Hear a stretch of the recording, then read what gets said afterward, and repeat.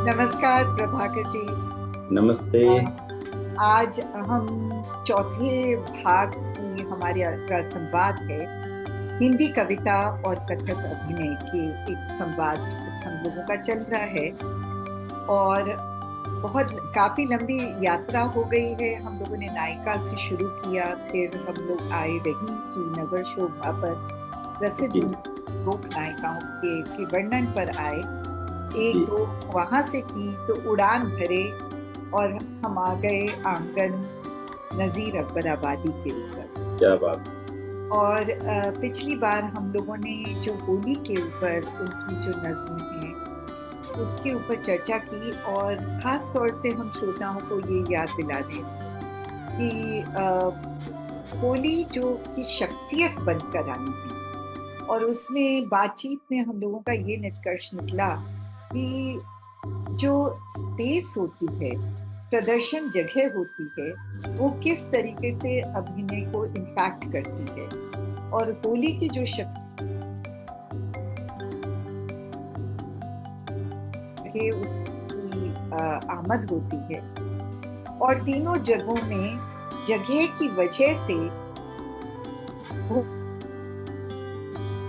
जो एक नायिका होली है वो होली को एक मतलब दो एक तरीके का प्रतिबिंब से खिलवाड़ करके हुए हम लोगों ने अभिनय की चर्चा करी। जी, आज बिल्कुल। हमारी प्रोफेसर प्रभाकर सिंह PhD बनारस हिंदू विश्वविद्यालय में प्रोफेसर हैं हिंदी विभाग में। और सबसे बढ़िया बात तो ये है कि मैं बार बार दोहरा रही हूँ कि कथक की मातृभाषा जो है जो हिंदी है और सहेली भाषाएं हैं।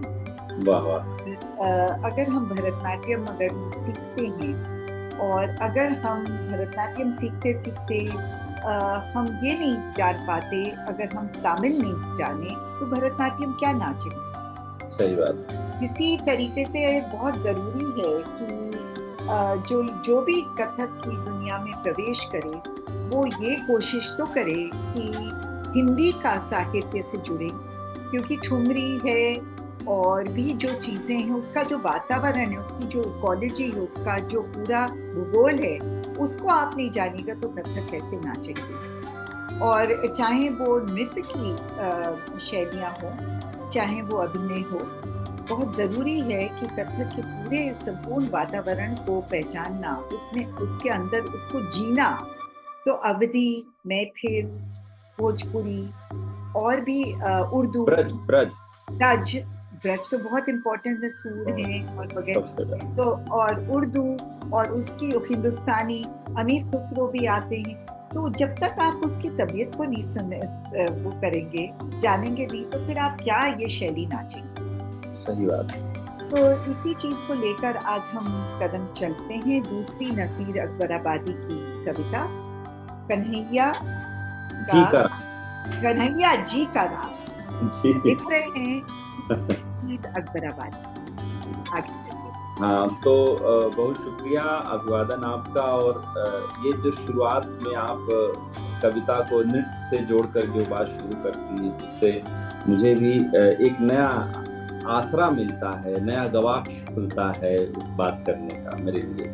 तो और ये ज्ञान की परंपरा, कला की परंपरा एक तरफा नहीं होती, आपसदारी की परंपरा होती है, ठीक है। और ये भारतीय ज्ञान और साहित्य और कला की परंपरा रही है जो एक तरफा नहीं होती, जी उसमें हम दोनों तरफ से आवाजाही की प्रक्रिया होती है। और ये संवाद भी हमारा जो संवाद ये चल रहा है कविता और नृत्य और संगीत की आपसदारी का, तो ये बहुत खूबसूरत है। और जैसा कि आपने बताया कि मध्यकालीन कवियों से बातचीत शुरू हुई, जिसमें हमने नगर शोभा वर्णन, रहीम के नगर शोभा वर्णन से शुरू किया, और फिर उसी मध्यकाल के एक महत्वपूर्ण, जिसे कहते हैं मध्यकालीन कविता के नूर कवि, हूर कवि नजीर अकबर आबादी, ठीक है, उनकी कविताई से हमने बातचीत शुरू की। और एक ऐसे कवि जो जनमानस के कवि हैं, जनमानस के हृदय में उतरे हुए कवि, और उनकी कविता को सिर्फ गाया नहीं जाता, उसके साथ नृत्य भी किया जाता है।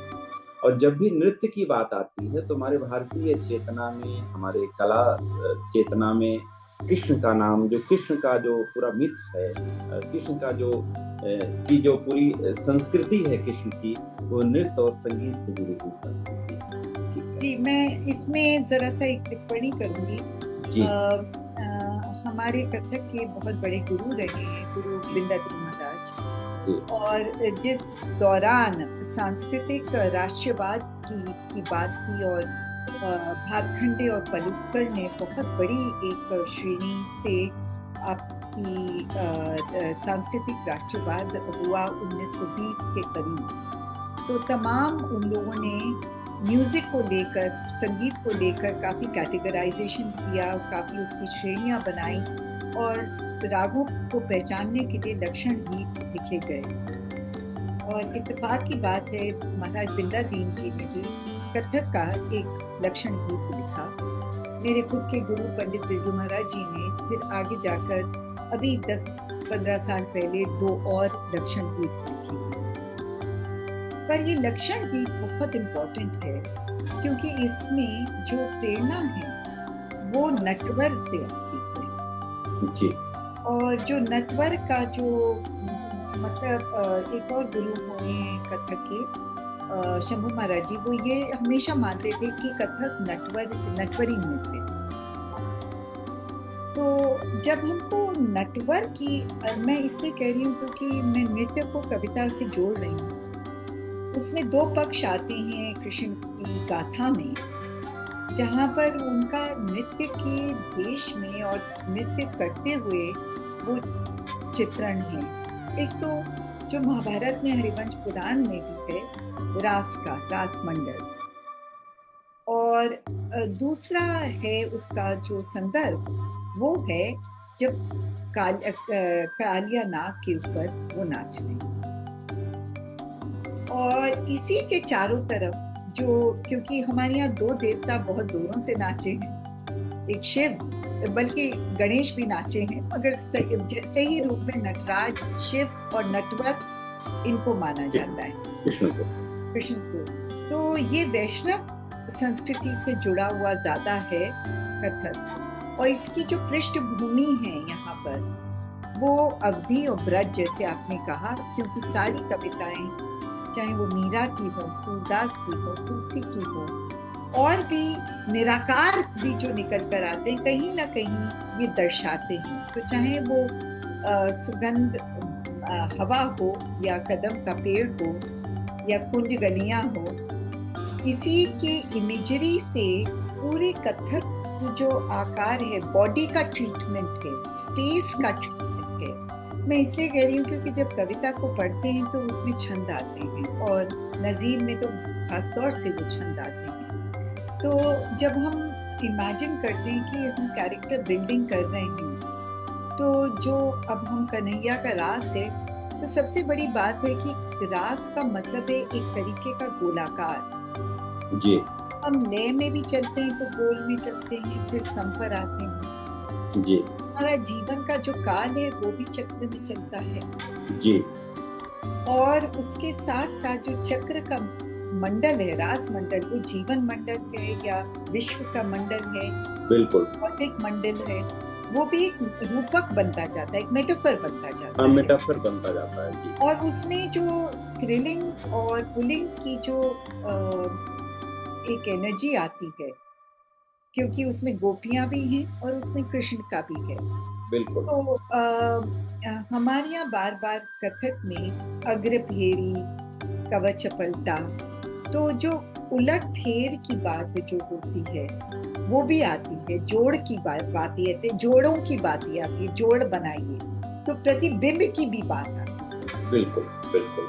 तो ये चीजें जब आप मुझे समझिएगा, बहुत खूबसूरत है ये, और जो आप बता रही हैं इसकी इमेजेस के साथ देखना इसको। लेकिन एक खास बात यहाँ जोड़ना चाहूँगा मैं, कि जो जिस चेतना की बात आप कर रही थी कविता के साथ जोड़ने की, 1930 के आसपास जो एक सांस्कृतिक राष्ट्रवाद की चेतना की भी बात आप कर रही थी, मुझे लगता है यहाँ पर जब हम नज़ीर को पढ़ते हैं तो नज़ीर की कविता एक अलग प्रस्थान बिंदु बनाती है, ठीक है ना। तो ये खूबसूरती ये है कि जिसे हम जैसे गंगा जमुनी तहसील कहते हैं, जिसे लोक की परंपरा कहते हैं, जिसे जन की परंपरा कहते हैं। और इस परंपरा में आध्यात्मिकता से ज्यादा भौतिकता को महत्व दिया जाता है, भौतिक जीवन क्षेत्र को महत्व दिया जाता है। इसीलिए जब कृष्ण के रास की बात यहाँ आ रही है, जब नजीर लिख रहे हैं इसको, तो ये नजीर के कन्हैया का रास है, ठीक है। और नजीर के कन्हैया का रास थोड़ा सा डिफरेंट है अन्य कवियों से। वहां पर मसलन कि सूरदास की गोपियां, सूरदास ने लिखा भी है कि सूरदास की गोपियां जब कृष्ण के साथ रास लीला करती हैं तो वो 16,000 गोपिकाएं, और एक आत्मा के रूप में वो किस तरह से लीन हो जाती हैं कृष्ण के साथ। शरीर और आत्मा, वो शरीर है गोपिकाएं और आत्मा के कृष्ण, तो वो दोनों एक दूसरे में कैसे लीन होते हैं, वहाँ आध्यात्मिकरण कर दिया जाता है उसका। लेकिन इस कविता में आप पढ़ें तो यहाँ पर एक आपको पूरा चित्र मिलेगा, इमेजेस मिलेंगी, जो चित्र सामने पटल पर दिखाई देता है, और वो जो खूबसूरती है उससे ज्यादा भौतिक बनाती है, ज्यादा इहलौकिक बनाती है उसको, ठीक है। तो एक अलग डिपार्चर यहाँ कवि ले रहा है। तो हम देखते हैं कि कविता और नृत्य और तमाम कलाएं ये भी बताती हैं कि हर कवि की अपनी कलाकृति क्या है। तो ये जो कलाकृति है ये नजीर की कलाकृति है, और ये नजीर की कलाकृति बेनजीर है, ठीक है। हाँ, क्योंकि ये भी बहुत क्योंकि लोक कलाकारों के साथ काम करती हूँ, खाना बदोशियों के साथ काम करती हूँ, तो उसमें जो एक फकीरी जो आता है, जो सूफियानापन है, जो और एक फकीरी जो बार बार वो चैलेंज करता है कि ये जो हिपोक्रेसी है, ये जो माया का जाल है जो बने हुए हैं, इसको निकालो, किसी भी प्रकार के इलीटनेस ही, क्योंकि उसमें वो एक डिटैचमेंट भी है, एक डिटैचमेंट है, फकीरी है। बिल्कुल, लेकिन उस फकीरी की भी अपनी एक कला और मिठास है ना, उसकी एक मिठास है। कई बार फकीरी के बारे में बातचीत करते हुए उसे हम हरेसपन की तरफ जोड़ देते हैं, ऐसा नहीं है। फकीरी की भी एक कला है, लोक की अपनी अपनी कला है। बल्कि लोक के बारे में जब बातचीत करते हैं, हमारे यहाँ के बड़े बड़े विद्वान, चाहे आचार्य हजारी प्रसाद द्विवेदी हो, कृष्णदेव उपाध्याय हो, या बड़े श्रृंखला है विद्वानों की, वो ये कहते हैं कि लोक को समझने के लिए आपके पास शास्त्र से ज्यादा बड़ी समझ चाहिए। शास्त्र को तो पढ़ के समझ सकते हैं, लेकिन लोक को समझने के लिए जीवन का अनुभव बहुत जरूरी है आपके पास, है ना। तो ये बहुत सुंदर चीजें आती हैं इसमें। बहरहाल हम थोड़ा कविता पर बात करते हैं, कन्हैया जी के रास पर, इसके कविता में उतरते हैं, और इसमें से जो पंक्तियां हैं आप पढ़ेंगी, आपको भेजा है मैंने, आप इसका टेक्स्ट का अनुभव करेंगी, तो इसमें से बहुत सारे संदर्भ हैं जो आप नृत्य में उसका रूपांतरण कैसे कर सकती हैं। तो पहले पाठ करके कुछ उसका अर्थ निकालते हैं। आज रात परह तो इसरत असास है, हर गुल बदन का रंगी ओजरी लिबास है, महबूब दिलबरों का हुजूम आस पास है, अब बज़्मे तरफ है ऐश है फूलों की बात है, हर आन गोपियों का यही मुख लिबास है, देखो बहारे आज कन्हैया का रास है, बिखरे पेड़ हैं फर्श पे मुकेश और जरी, बजते हैं ताल घुंघरुओं मृदंग खंजरी, मृदंग खंजरी, और सखियां फिर हैं, क्या सखियां फिरे हैं ऐसी की झूर आओ परी, सुन के उस हुजूम में मोहन की बांसुरी, हर आन गोपियों का यही मुख लिबास है, देखो बहारे आज कन्हैया का रास है। ये दो करने। हाँ, तो ये इतना खूबसूरत है। आप ये देखिए कि इसमें एक तो मैं आपको एक पूरा वो इसका संदर्भ आपको बता रहा हूँ इस कविता में जो आ रहा है, कि इसमें एक तो लिबास का जो जिक्र आता है, लिबास आप देखें जो पहनावा है, उसके बाद प्रकृति है, उसके साथ फूल हैं, उसमें फूल की बास है। मुझे कविता की पंक्तियां याद आ रही हैं जायसी की, कि फूल मरे पर मरे न बासु फूल मर जाता है लेकिन उसकी महक नहीं मरती कभी, है ना।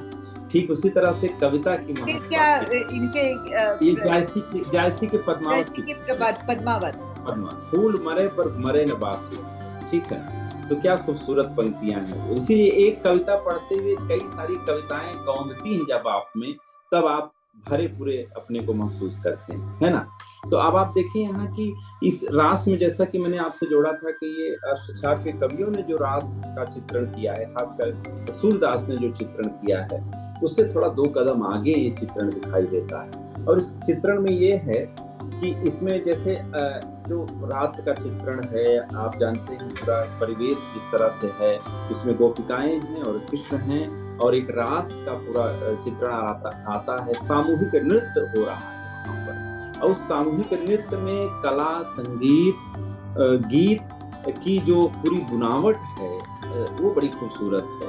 और उसमें पहनावा भी है, चित्रकारी भी। आप देखें कि लिबास का चित्रण जिस तरह से आता है, प्रकृति का संगमन जिस तरह से हो रहा है, प्रकृति कैसे उसके साथ रूबरू हो रही है, और इन सब के बीच में इसको ये पूरा रास किस तरह से है। ये रास सिर्फ और सिर्फ इसके लिए है कि आनंद की अवस्था तक जाने के लिए है, जीवन में किसी प्रकार का जो कालुष्य है उससे ऊपर उठ जाने अदा रास में आती है। रास आप जब सामूहिक नृत्य करते हैं, सामूहिक तरीके से कला में किस तरह से आप रूपायित होते हैं, तो आप देखें कि उसका रंग एकदम अलग होता है।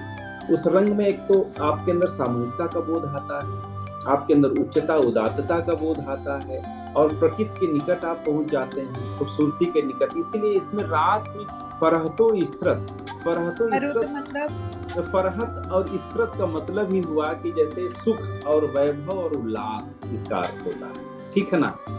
ये इसका अर्थ इस तरह से लिया जाता है। तो यहाँ पर ये है कि ये पूरा का पूरा उल्लास का वातावरण, ये आनंद का वातावरण, आनंद के अतिरेक का वातावरण, और हर गुल बदन का रंगियो जरी लिबास है। और जितनी गोपिकाएं हैं वो सारी की सारी गोपिकाएं सब जरीदार वस्त्र पहने हुए, मतलब खूबसूरत वस्त्र धारण किया है, और ऐसा खूबसूरत वस्त्र जो जरीदार, आप जानते हैं जिसमें कढ़ाइयाँ होती हैं, और उसको ऐसे भी कह सकते हैं कि ये मध्यकाल की इमेजेस है, क्योंकि जिस समय के कवि है, जो जिस समय का कवि है, वो अपने समय के लिबास के साथ बात करेगा ना।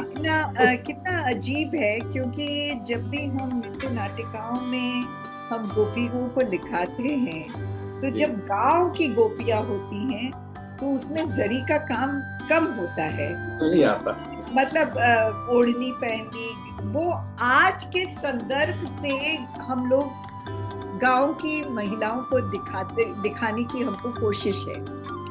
अगर हम मुगल शैली के लघु चित्रों, जो कि राजस्थान को भी प्रभावित किया है लघु चित्रों ने, जी, तो एक वहाँ पर मुगल शैली में एक हिंदू एक पेंटर थे। तो जब यहाँ पर दिल्ली के दरबार की आर्थिक चीजें बिगड़ी 18वीं शताब्दी में, तो वो जोधपुर चले गए। जी।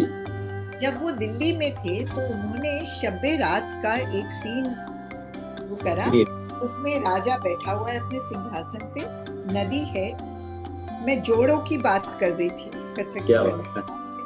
तो ये मैं अपने पेपर में मैंने लिखा है कि ये निरंतर ढंग का जो है, जो अंग बनाने का है, उसका स्पेस कैसे आता है। और ये जो रास मंडल है वो भी एक स्पेस की बात कर रहा है, क्योंकि जो भी चित्रण है वो एक जगह के वातावरण की बात कर रहे हैं, एक स्पेस की बात कर रहे हैं। तो ये जो शब्बे रात का वो सीन दिखाते हैं, नदी है, उसमें आतिशबाजियां हो रही हैं, जो जरा सी कम लेवल की जो औरतें हैं जो पीछे से गा रही हैं, उनके लहंगों में भी जरी है, और सामने जो है वो राज दरबारी है, तो उनको वैसे ही है कुछ, पर ज्यादा जरी है, और ऊपर से टोपी भी पहना दी है।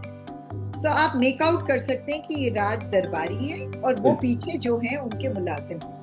मगर जब आप, और वो राजा के चारों तरफ वो सुनहरा वो बना हुआ है सूरज का, ठीक है। अब जब हम इधर जब ये आ गए जोधपुर, उन्होंने बिल्कुल उसी जोड़े का एक और चित्र बनाया, मगर वो दिवाली का बनाया, राजा की जगह सियाराम को रखा। अरे वाह। और जुगल जोड़ी, और उसके उनके चारों तरफ भी सूरज बनाया। वैसे ही नदी थी, वैसे ही आतिशबाजी थी, और वैसे ही औरतें वो गाना गा रही थी।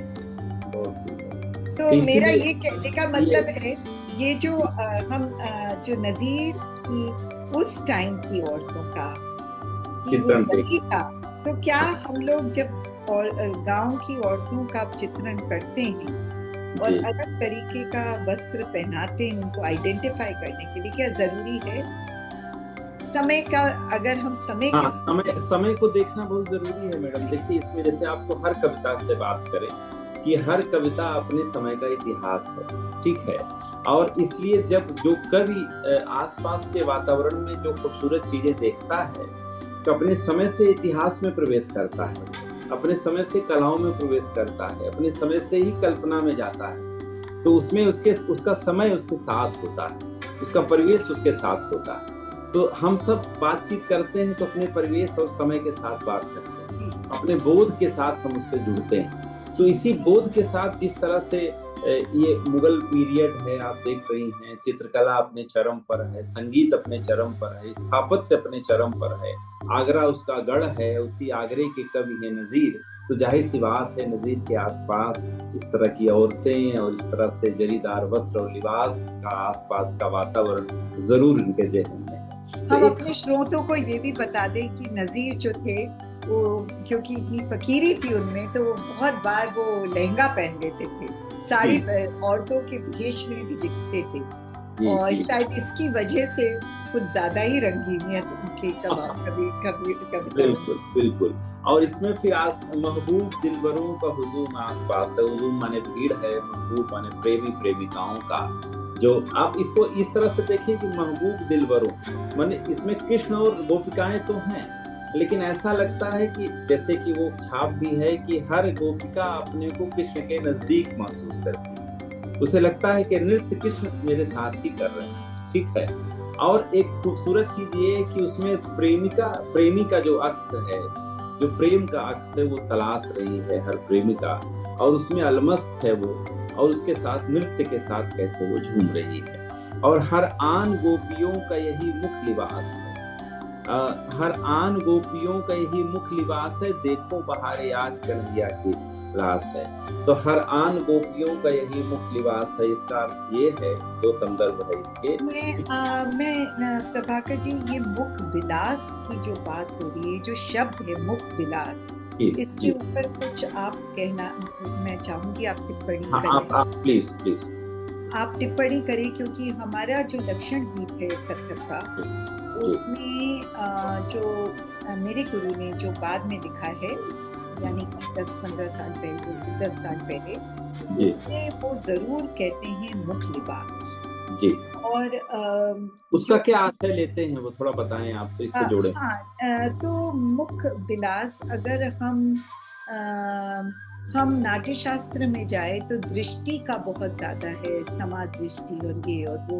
और एक और बड़ी विख्यात एक स्कॉलर है, मेरी कल उनसे बात हो रही थी, कमलिनी दत्त जी, और वो ये मुझे समझा रही थी कि जब हम समादृष्टि करते हैं तो हरेक रस में समादृष्टि है, करुण के रस में भी समादृष्टि है, श्रृंगार को भी लेकर।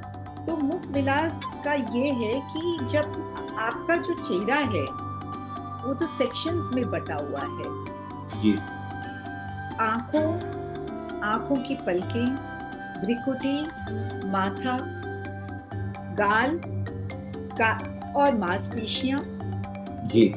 ये हाँ, तब इतनी मांसपेशियां हैं आपकी, लब्ज, गर्दन, झुकाव, ये पूरा जो फ्रेम है, ये मुख विलास, मतलब इस तरीके से प्रफुल्लित होना, उदास होना, ये हमारा आईना है। वाह, ये हमारा आईना है। तो मुख विलास का बहुत ज्यादा है, जो कि पाश्चात्य, जब भी हम कॉन्टेम्पररी कहते हैं, कॉन्टेम्पररी और जो हिंदुस्तानी परंपरा है, मतलब बहुत तरीके की और मतलब डिफरेंसेस हैं। एक तो जो धरती का जो कनेक्शन है हम लोगों के नृत्य में और पाश्चात्य उसमें परंपरा में, वो डिफाई करते हैं ग्रेविटी, हम लगे रहते हैं भूमि पर, हम लोग ढूंढते हैं उस गर्मी को, जड़ों की, जिसमें बीज है, और बीज कहाँ से पनपता है, वो हमारे नृत्य जो है वो पेड़ हो जाता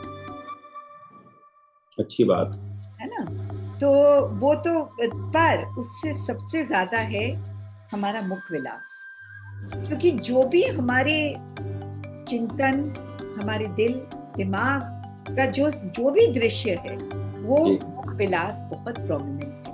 तो कंटेम्परेरी के नाम पर अगर आप इसको, थोपड़े को, मुख को आप गायब करके लाइंस पे अगर आ जाएंगे, तो फिर भारतीय नृत्य की शैली ही नहीं बन सकती। सही बात, सही बात। तो मैं ये चाहूंगी कि आप कुछ आप एक तरह से आपने इसको कलात्मक तरीके से ही इसके अर्थ को और ज्यादा समाविष्ट कर दिया है आपने। मतलब जिसमें देखिए, इसमें गोपियों के मुख का में जो उनके प्रतिबिंब जो दिखाई दे रहा है, जो मुख में उनके आनंद का अतिरेक जो दिखाई दे रहा है, जो आनंद की भंगिमा दिखाई दे रही है, ठीक है, जो सुख दिखाई दे रहा है, इस रास लीला का में जुड़कर नृत्य करने के बाद उनके मुख का जो रंग बदल गया है, ठीक है, वो सब कुछ उस चेहरे से नजर आ रहा है। पर एक और चीज है जो बार बार ये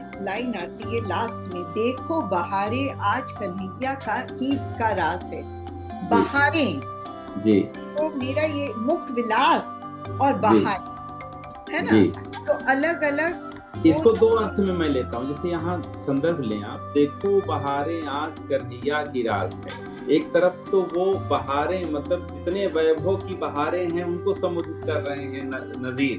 कहते हैं कि बहुत सारी बहारें देखी तुमने, लेकिन ये कन्हैया की रास है, इस तरह की बहारें आज तक न देखी होगी। एक तो ये संदर्भ है, ठीक है, मतलब ये एक तो ये, और दूसरा क्षण है बहार, मतलब मौसम जो होता है, जो लय होती है, जो समय होता है कि मतलब फिर से बाहर आ गई।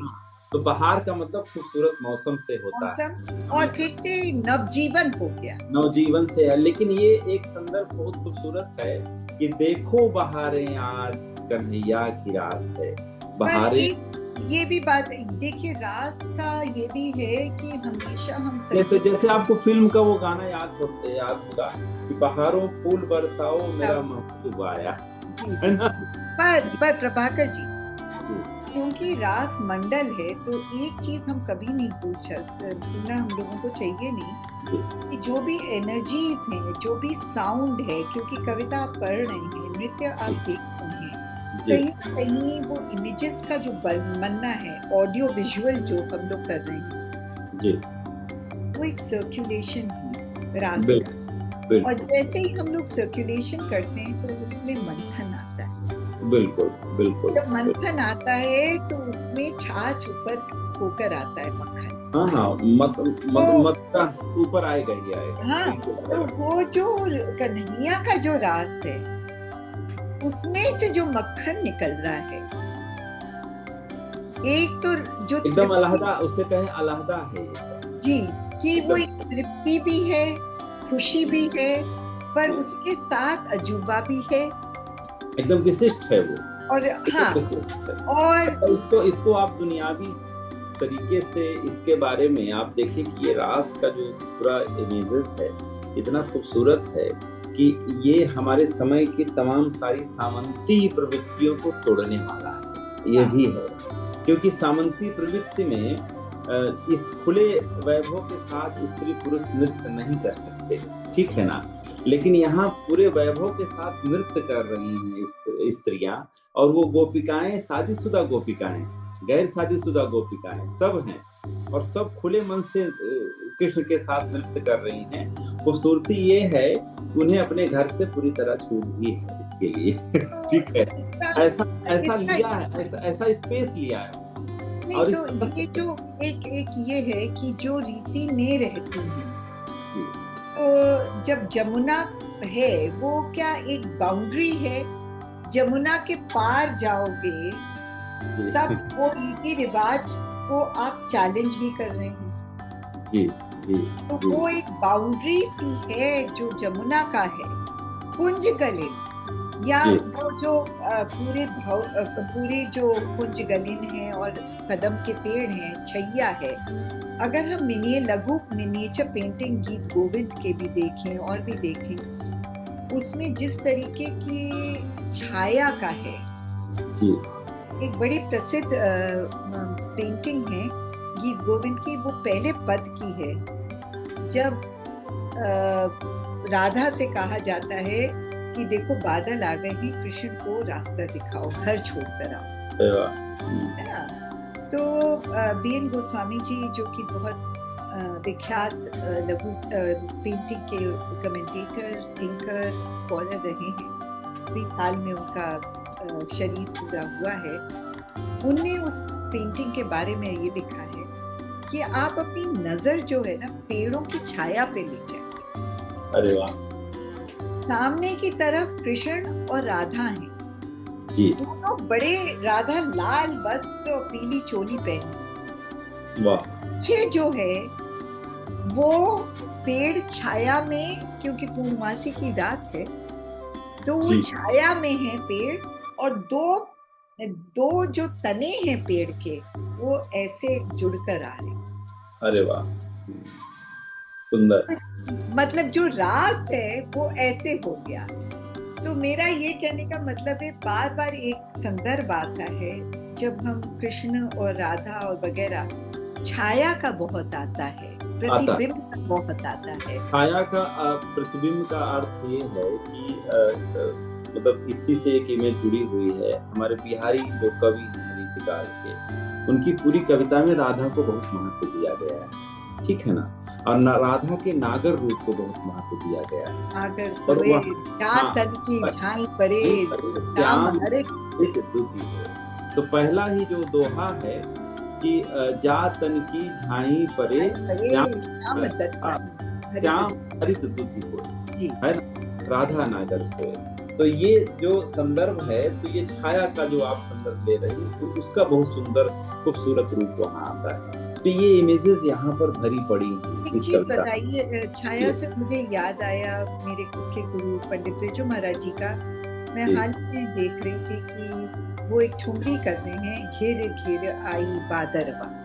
अरे वाह। और उसमें एक इमेज वो बनाते हैं कि जो गोपी है वो जारी है पानी इकट्ठा करने के लिए नदी में जी, और नदी में पानी जब इकट्ठा करती है तो उसकी नजर जब पानी में पड़ती है तो देखती है ऊपर, घेर घेर आई बादरवा।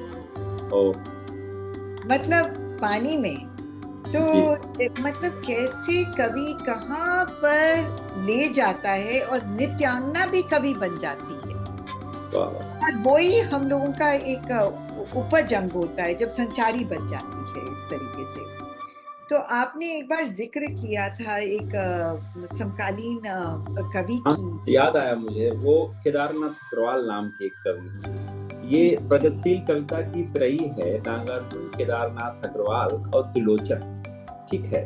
तो तीनों कवियों में केदारनाथ अग्रवाल ने नदी नाम की एक कविता है नदी सीरीज में, कि आज नदी बिल्कुल उदास थी, सोई थी अपने पानी में, उसके दर्पण पर बादल का वस्त्र पड़ा था।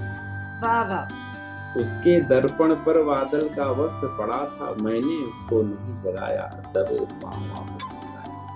वाह, दबे पाँव वापस। इसकी खूबसूरती देखिए आप, कि कैसे नदी को मनुष्य की तरह, एक नायिका की तरह ट्रीट कर रहा है नायक कवि, कि नदी से रोज का मिलना जुलना है उसका, नदी के हर हरकतों से वाकिफ है वह। और नदी उदास है, उदास का मतलब पानी में लहर नहीं है, और जब पानी में लहर नहीं होती तो दर्पण की तरह नदी दिखाई देती है, और दर्पण की तरह दिखाई देती है तो बादल, पूरा आसमान नदी में उतर आता है। तो उसके दर्पण पर बादल का वस्त्र पड़ा था। आप देखिए कि उसकी इमेजेस कितनी खूबसूरत है। बादल का वस्त्र पड़ा था और उसे लगा नायक को कि नदी उदास है और सोई हुई है। अब इसमें एक खूबसूरती ये है कि सोई थी अपने आंचल, मतलब वो ऐसा लगा कि नींद में है नदी। तो नायक का मतलब ये है। यहाँ एक इमेजेस और आती है कि वो खूबसूरती की जूही की कली एक कविता है निराला की, उसमें जूही की कली के पास जब वो निष्ठुर नायक जाता है तो सोई हुई है वो नायिका, है ना। विजन वन वल्लरी पर सोती थी सुहाग भरी स्नेह स्वप्न मग्न कोमल तरड़ी, जूही की कली दृग बंद किए शिथिल पत्रांग की। और निष्ठुर उस नायक ने मसल दिए गोरे कपोल, ये आता है इमेजेस। लेकिन यहाँ वो ये जी का भी है घास के ऊपर, हाँ वो तो उसकी इमेजेस अलग है। यहाँ एक इस इमेज का एक अगला पायदान देखें कि प्रेम जो करता है, प्रेमिका के हाव भाव के बारे में, उसकी खूबसूरती के बारे में, उसके जीवन के संवेगों के बारे में ध्यान रखता है, एक चीज पर ध्यान रखता है, अपनी चीजें थोपता नहीं उस पर वो, ठीक है। तो यहाँ पर जो कवि है वो नायिका से इस तरह प्रेम करता है, नदी रूपी नायिका से, कि उसे वो जब सो रही है तो वो उसे जगा नहीं रहा, वो दबे पांव वापस घर आया। दबे पांव आप देखिए, इसमें एक इमेज और आती है कि जब बच्चे को सोते हुए माँ वापस आती है तो वो ऐसे वापस आती है कि बच्चे को उसके पेशाब की आवाज न सुनाई पड़ जाए तो जग नहीं जाए। चलिए एक और इमेज आई, छुई मुई के पेड़ की, छुई मुई के पेड़ की। जी जी जी जी जी, जरा सा छू जाता है तो हो जाता है, बिल्कुल। जाता है। तो ये इसी में कि वो मतलब वो सोए और उस पर मतलब कोई असर न पड़े तो वो बिना मिले उससे वापस आता है, दबे पांव। आगे चले तो ये हाँ, तो इसमें ये इतनी खूबसूरत पंक्तियां हैं। तो अब आगे हम थोड़ा सा इसको जल्दी से पढ़ के इस इमेज को पूरा कर लेते हैं। तो जो अगले बंद है कि बिखरे पड़े हैं फर्श पर मुक्केश और जरी, बजते हैं ताल घुंघरुओं मदरंग खंजरी, सखियां फिरे हैं ऐसी कि जो हूर और परी, सुन सुन के उस हुजूम में मोहन की बांसुरी। मतलब साफ साफ है कि बिखरे, मतलब नृत्य इस कदर कर रही हैं रास में कि उनको अपना होशो हवास नहीं है। मतलब आप देखिए कि ऊपर के दृश्य में लिबास पहने हुए हैं, उस लिबास में जरी लगी हुई है, तमाम तरह की चीजें हैं उसके साथ। लेकिन यहाँ जब नृत्य में बेलाउस नृत्य जब करती हैं, वो बेलाउस होकर जब नृत्य करती हैं तो उनके वस्त्र के में लगे हुए तमाम प्रकार की जरियां और जो नक्काशियां हैं वो सब टूट फूट जाती, बिखर सी जाती, यहाँ वहां फैल जाती। और यहाँ वहां फैल जाने का मतलब ये है कि अब वो शास्त्र से लोक की तरफ जा रही है। ये आप देखिए, शास्त्र से लोक की तरफ जाने का मतलब यही होता है कि जब आप प्रवेश करते हैं तो प्रवेश करते समय एक दशा आती है, हाल की दशा नृत्य होती है, और वो दशा चरम की दशा होती जब आपको अपने शरीर से आप मुक्त हो जाते हैं, ऐसा लगता है। तो उस दशा में उसको महसूस कर सकती है, क्योंकि नृत्य से आप तो सीधे जीती हैं नृत्य को। तो उस दशा में ये पहुंच चुकी हैं गोपिकाएं, तो सब अस्त-व्यस्त अवस्था, बिखरा पड़ा। बिखरने का मतलब चीजें टूट चुकी। अब बिखरने का यहाँ संदर्भ यह भी है कि जितने प्रकार के बंधन थे सब टूट गए हैं पूरी तरह से। और वो बंधन किसके थे? जो किसी प्रकार के जो बंधन थे, रीति रिवाज, उस तमाम प्रकार की पाबंदियों के बंधन थे, सब सारी चीजें उससे वो मुक्त हो जाती और सब चीजें टूट फूट गई, मतलब बिखर सी गई हैं। और इसमें बताइए ये जो ट्रांसफॉर्मेशन है, हूर और परी, जू हूर और परी, सखियां फिर हैं, ये ऊपर का एक देखिए, इसमें एक खास संगीत की पंक्ति है कि बजते घुंघरुओं मदरंग खंजरी।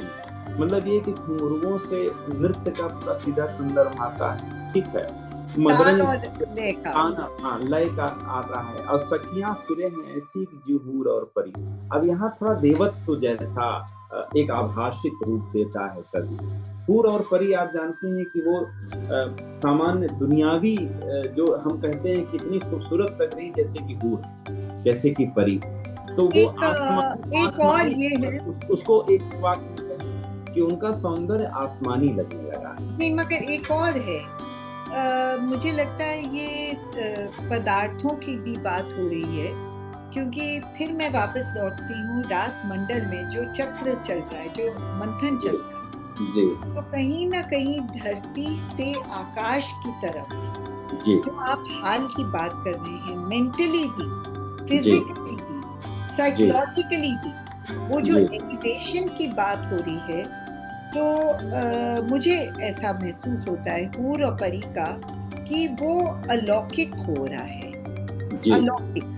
तो कोई ना कोई रूपक तो आपको चाहिए उस अवस्था, बिल्कुल एक प्रोसेस को ले जाने के लिए, जी और उसमें साउंड यूज करते हैं नजीर अकबर आबादी, हुजूम में मोहन की बांसुरी। बिल्कुल। तो ये साउंड बहुत महत्वपूर्ण है कि सुन सुन के उस हुजूम में मोहन की बांसुरी महत्वपूर्ण है, जो क्योंकि बंसी की साउंड, तान है, साउंड साउंड है। और साउंड बंद ऐसा है कि ये साउंड का इम्पैक्ट है उन सबके ऊपर। ये जी तो बहुत। साउंड के इम्पैक्ट से जो चीजें आ रही हैं और नृत्य के साथ जो जुड़ जा रही हैं, रास के साथ जो जुड़ जा रही हैं, एकमेक हो जा रहे हैं। आप देखिए कि यहाँ एक तो नृत्य है, संगीत है, तान है, लय है, उसकी लयकारी है, और उसके साथ साथ इसमें जूं शब्द का प्रयोग किया है कि मतलब जैसे उत्प्रेक्षा अलंकार, जिसे नहीं कहते मानो जूं, इस तरह से, मानो ऐसे। तो मानो एक कल्पना करता है कभी, है तो वो रास में वो नृत्यांगनाएं मतलब नृत्य कर रही हैं जो गोपिकाएं हैं, लेकिन ऐसी अवस्था में वो ऐसी दिखाई दे रही हैं जैसे हूर और परी। तो अभी हाल में एक नृत्य नाटिका, एक बहुत बड़े नाटक के विशेषज्ञ हैं रतन थेय्यम, उन्होंने धर्मवीर भारती की कनुप्रिया करी थी। वाह वो भी मणिपुरी नृत्य। वाह वाह वाह। तो उन्होंने मतलब कमाल के आर्टिस्ट हैं, उन्होंने किस तरीके से दरी बिछाकर पूरा कमल का नदी बिछा दी। वाह वाह। तो वो जो रास का कनुप्रिया की जो व्यथा है, उसका जो काउंटर पेन जो लगता है कि पीछे एक पूर्णमासी का चंद्रमा है, उसके नीचे झिलमिलाता हुआ कदम का पेड़, और अकेले जैसे कि वो चेतना है कनुप्रिया के उसमें। और ये मैं इसलिए कह रही हूँ कि कहीं पर वो जो आवाज है, वो चेतना कहाँ से बनकर आ रही है, उसका भी मैं इसलिए धर्मवीर कान की बांसुरी है, जो कान की बांसुरी, कि कहीं पर वो सुर है, अपने एग्जिस्टेंस को वो क्वेश्चन कर रही है, उस चेतना को जागृत कर रही है। रास तो एक बहाना है, रास तो एक रूपक है, पर वो जो बांसुरी की आवाज है, वो क्या अपनी चेतना को जागृत कर रही है। और उस पेड़ के नीचे छाया में एक आदमी जो कि कृष्ण का संकेत था, वो बांसुरी बजाते, और पूरी कनुप्रिया जो है पूरे अंधेरे में वो पूरा वो चित्रण है। क्या गजब का था रतन थेय्यम का। तो मुझे ये जो बांसुरी की आवाज है जी, मुझे ये लगता है, और बार बार आप कह रहे हैं कि वो अपने आप को भूल गए, और ये जो प्रोसेस है कि जहाँ पर वो उड़ान भरती हैं अपनी स्वाधीनता की, बिल्कुल उन्मुक्तता की, वो जो स्त्री एक अपने आप को फ्री करती है, जिसे आप थोड़ा साहित्यिक भाषा में कहें निर्वैयक्तिक हो जाना। जी है ना? जी, तो अपने आप से मतलब गजब की मध्यकालीन नजीर अकबर आबादी की इतना कंटेम्प्रेरी और इतना मॉडर्न। ये आपको एक और आपको खुशखबरी दे दूं मैं कि मतलब मेरे लिए बहुत, चूंकि मैं नजीर पे बात पिछली दफा मैंने शुरू की, मेरे एक आपकी जो शिष्या है, तो उस शिष्या को क्या फल मिला मैं बताऊं कि हुआ है कि एक अभी बनास जन एक पत्रिका है, दिल्ली से निकलती है, पल्लव उसके संपादक हैं, वहाँ हिंदू कॉलेज प्रोफेसर हैं, बहुत सीरियस राइटर हैं। तो उन्होंने एक अपनी पत्रिका की तरफ से एक युवा आलोचना अनुसंधान पुरस्कार शुरू किया। नवल किशोर नाम के एक प्रोफेसर थे, बड़े विद्वान व्यक्ति थे वो। पहला पुरस्कार उन्होंने शुरू किया और 40 साल तक के युवा अनुसंधानकर्ताओं को देना था उनको। तो उसमें 40-50 पांडुलिपियां गई। मैंने अपनी इस बच्ची से कहा तुम अपनी पांडुलिपि भेजो, बहुत शानदार उसने लिखा है। कहा नहीं सर वहाँ कैसे मिलेगा इतने सारे, तो भेजो तो सही, मुझे पता है तुमने क्या लिखा है। तो उसने उत्तर रीत युगीन हिंदी उर्दू कविता और नजीर अकबराबादी। तो हमने कहा शीर्षक तुम बदलो थोड़ा, तो नजीर अकबराबादी की कविता का महत्व इस पर उसने बनाया और उसको भेजा 40,000 शब्दों में। उस 40-50 पांडुलिपियों में 3 बड़े महारथी विद्वान माधव हाड़ा और 2-3 लोग और थे, उन लोगों ने उसको एक स्वर में चुना और उसका हुआ पहला पुरस्कार उसको मिला। बहुत बहुत आपको मुबारकबाद।